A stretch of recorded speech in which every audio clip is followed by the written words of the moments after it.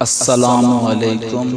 میں آپ سب سے گزارش کروں گا کہ ایک مرتبہ سورۃ فاتحہ اور 3 مرتبہ سورۃ اخلاص پڑھ کے ان کا ثواب ان مسلمانوں تک پہنچا دیں جو اس دنیا فانی سے جا چکے ہیں۔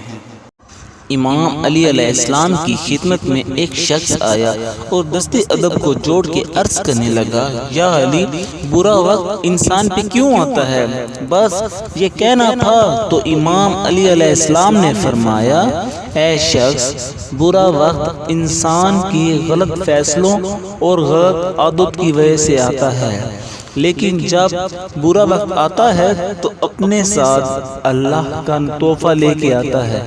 تو وہ کہنے لگا، یا علی، برا وقت اپنے ساتھ اللہ کا تحفہ لے کے آتا ہے، وہ کیسے؟ بات جب یہاں تک پہنچی، امام علی علیہ السلام فرمانے لگے کہ برا وقت اللہ کی طرف سے انسانوں کے لیے پہچان کا آئینہ ہے۔